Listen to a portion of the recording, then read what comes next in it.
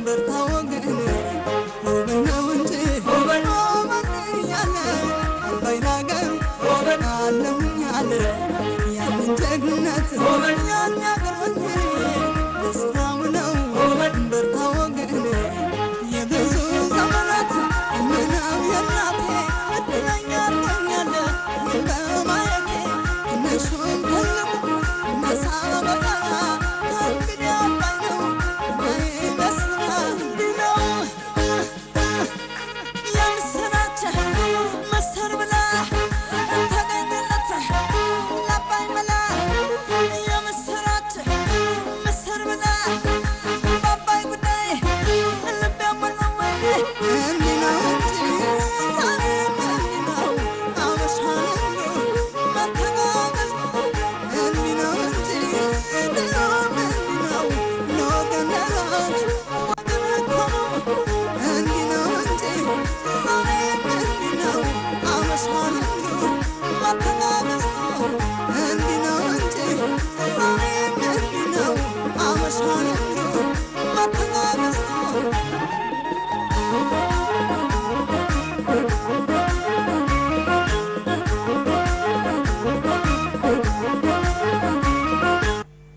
ዜማ ግብዣችን ተመልሰናል በዜማ ግብዣችን ዘና እንዳላችሁ እምነታችን ነው አሁን ወደ ዝግጅታችን ነው እናልፈው ወጣቶች ወደ አዳዲስ የሥራ መስኮች ወይም ወደ አዲስ የሥራ ፈጠራ በሚገቡበት ጊዜ የተለያዩ ችግሮች ያጋጥሟቸዋል እንደምሳሌ ያህል የሥራ ፈጠራውን ወደ ተግባር ለመለወጥ የካፒታል ችግር እንዲሁም የመስሪያ ቦታ ሐሳባቸውን ወደ ተግባር የመለወጥ ችግር በፍጥነት ስኬታማ አለመሆን ይከሰታል እንዲሁም ደግሞ ይህን ሁሉ ነባራዊ ሁኔታ በመቋቋም ደግሞ የሥራ ፈጠራን ወደ ተግባር በመለወጥ በኩል በጣም በርካታ ወጣቶች አሁን እየተፈጠሩ ነው የሚገኙት ቀደም ሲል የነበረውን የጠቀስናቸው ችግሮች ተቋቁማ ደግሞ ለውጤት የበቃች ወጣት የዛሬ እንግዳችን ናት ወጣቷ ተወልዳ ያደገችው በሰሜን ወሎ ላሊበላ ከተማ ነው ሲስተር ሀብታም አቸናፍ ትባላለች እስከ 9ኛ ክፍል ድረስ ትምህርቷን የተከታተለችው በዛው በላሊበላ ነው ከዛም በኋላ ወደ አዲስ አበባ በመምጣት ትምህርቷን አጠናቃ እንዲሁም ደግሞ በነርሲንግ ትምህርት ተከታትላ ለውጤት በቅታለች ከዛም በኋላ በነርሲንግ ትምህርቷ በግል ተቋም ውስጥ ተቀጥራ በማገልገል ላይ ያለች ነበር ወጣቷ አንድ ሐሳብ ብልጭ ያለላት በግል ተቋም ውስጥ ተቀጥሮ ከማገልገል ባለፈ ዕውቀቷንና የፈጠራ ክህሎቷን አዳብራ የራሷን ስራ ለመስራት ታስባለች ሐሳቧንም እውን አርጋ ዛሬ የራሷ ሳሙና ማምረቻ ድርጅት ከፍታለች ወጣቷ ከፍሬዘር አበበ ጋር ቆይታ አድርጋለች የህይወት ተሞክሯ የስራ እንቅስቃሴዋ ምን ይመስላል ዝግጅቱን አብረን እንከታተል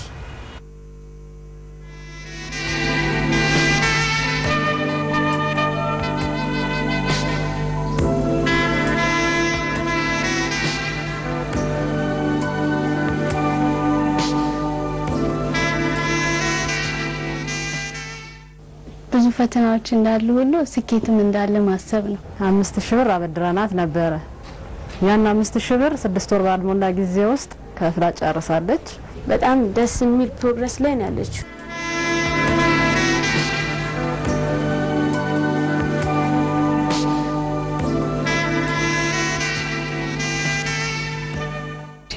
ሲስተር ሀብታም አቸናፍ ባላለሁ በነርሲንግ ሙያ ስሰራ ነበር አሁን ደግሞ በውበት መጠበቂያ ሳሙናዎችን እያመረትኩ እገኛለሁ የቀደመው የነርስነት ሙያዋ አሁን ላለችበት ሳሙና የማምረት ስራ መነሻ እንደሆነ ትናገራለች በነርስነት ሙያዋ ለማገልገል ከተቀጠረችበት ኢኮፒያ ከተሰኘ ድርጅት ነው የባህላዊ መድኃኒት ቅመማ ዕውቀትን የቀሰመችው ይህንን በትምህርት ያገኘችውን ዕውቀት ከራሷ ፈጠራ ጋር በማዛመድም የተለያየ ጠቀሜታ ያላቸውን የውበት መጠበቂያ ሳሙናዎች ለማምረት ችላለች አንደኛው የአደይ አበባ ነው ከአደይ አበባ ዘይት ነው ፓል ሙክ ኮኮናት ኦይሎች ይጨመሩበታል ሁለተኛው የባህር ዛፍ ነው የባህር ዛፍ ዘይት ፓል ሙክ ኮኮናት ዘይቶች ይጨመሩበታል ቡና ሶስተኛው ነው የቡና ዱቄት እንደዚሁም ዘይቶቹ ፓል ሙክ ኮኮናት የጠጅ ሳር ዘይት ፓል ሙክ ኮኮናት ይጨመሩበታል ጥቅማቸው ግን የተለያዩ ናቸው አንደኛው የአደይ አበባ ለማዲያስ ነው የሚሆነው ግን በውስጡ ቡግር ሽፍታ ጭርት ካለው ሁለተኛ ሳሙና የባህር ዛፍን እንዳይጠቀሙ አድርጌ ነው የሰራሁት በባህር ዛፍ አድርጌ ነው የቀመምኩት አደይ አበባ በባህር ዛፍ ነው የተቀመመው ጥቅሙ ግን በብዛት ለማዲያት ብዬ ነው የምሸጠው የባህር ዛፍን ስራ መስራት ይችላል ተመሳሳይ ቅመማ ነው ያለው ከባህር ዛፍ ጋር የባህር ዛፉ ለቡግር ለፈንገስ ለጭርት ለፎሮፎር እና ለሽፍታ ይሆናል እሱም ለነዚህ እንትኖች ያድናል ሶስተኛ የቡና ነው ለተረከዝ እና ለእጅ ማለስለሻ በተጨማሪ የምግብ ሽታዎችን ያጠፋኒ ለምሳሌ የአሳ ሽታ የሽንኩርት ተጠቅመን ሰርተን ስናበቃ እጃችን ሌላ ሽታ ሊያመጣ ይችላል እነዛን ሽታዎች ለማጥፋት ደግሞ በቡና ሳሙና መጠቀም ይቻላል ሽታውን ኒውትራላይዝድ ያደርገዋል አራተኛው የጠጅ ሳር ነው ምንም ላልተጎዳ ለወደፊት እንዳይጎዳ የሚከላከል ነው እነዚህ ሳሙናዎች ጥሩ ውጤት እንደሚያመጡ ከመረዳትሽ በፊት ጥናቶቹን እንዴት ነበር የሰራሽው እስኪ ምን አይነት ጥናት ሰርተሻል በመጀመሪያ ምን አይነት ምንድነው የሚለውን ነው ያወቅኩት ከሰዎችን በመጠየቅ ኢንተርኔት በማንበብ መጽሐፎችንም የተለያዩ እንትኖችን አደረኩኝ ከዛ በኋላ ሳሙናውን ከሰራ በኋላ ደግሞ ቴስት ነው ያደረኩት ቅድሚያ በራሴ ላይ የቆዳ ችግር እንደማያመጣ ቼክ አደረኩኝ።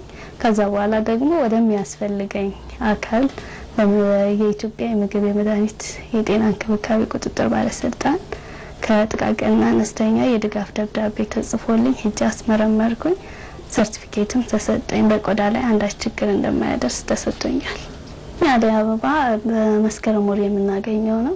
በሀገራችን ብቻ የሚበቅል እጽዋት ነው። ያ ደግሞ ለማዲያት መድኃኒት መሆኑን ካሁን በፊት ከፕሮፌሰሮችም ከሌሎች ሰዎች ሰማ ነበር። በተጨማሪ የራሴን እውቀት ጨምሬ የራሴን ፈጠራ ሰርቻለሁ። የአደይ አበባ ሳሙና ሌሎችም ሳሙናዎች በተማርኩት መሰረት እንዳለ ሆኖ ግን አቀማመሙ መቀመሚያው የተለየ አድርጌ የራሴ ፈጠራ ናቸው አራቱ። ምንም መሰረት ቢኖረኝ ከኢኮፒያ ማለት ነው።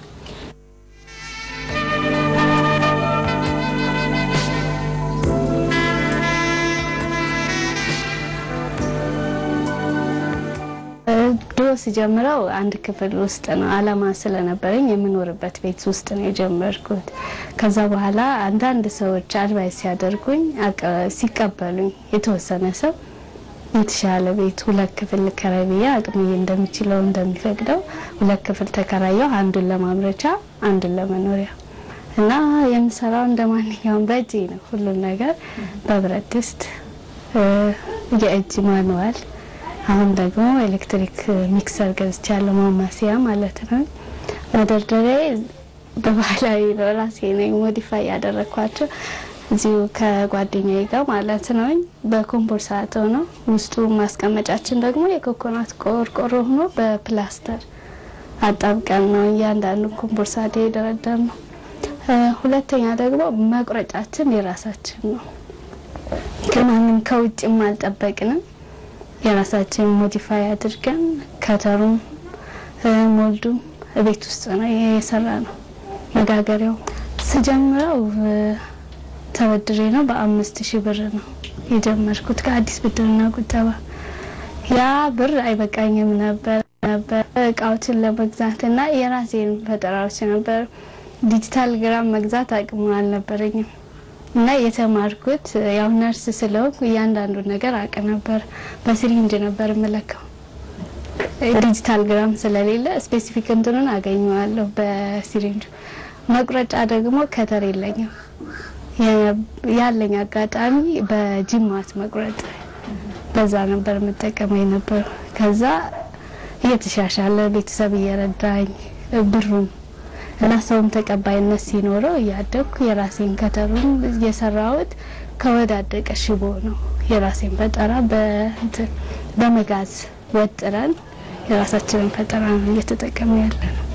የቤተሰቦችሽን ድጋፍ እንዳለበት ነግረሽኛል። እስኪ በምን ነበር ድጋፍ ሲያደርጉልሽ የነበረው ከወሰድሽው የ5000 ብር ብድር በተጨማሪ?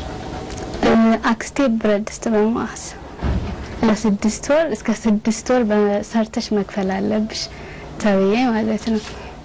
አባቴ በብር እና ዘይቶችን በመግዛት፣ አጎቴ በሐሳብ፣ ጓደኛዬ ደግሞ በጉልበትና በአንዳንድ ሐሳብ የፍቅር ጓደኛዬ ማለት ነው። በጉልበትም በሐሳብም አብሮኝ የሚረዳኝ ማለት ነው። ከዛ በታሰበው ጊዜ መለሽ ብረት ድስቱ? በትክክል በ6 ወር መልሻለሁ። ሲስተር ሀብታሙ በዚህ በውበት ሳሙና ስራ ስናደራጃት ያው መጀመሪያ ራሷ ናት በፍቃደኝነት ወደኛ የመጣችው። አጠቃላይ የአደረጃጀት ሂደት ላይ አስረዳናት። የምታመርታቸው ምርቶች አሁን እየሰራችበት ያለው የውበት መጠበቂያ ሳሙና የጥራት ማረጋገጫ ምናምን ያስፈልጋቸው ነበረ። እንዴት መጨረስ እንዳለባት መረጃ ሰጠናት።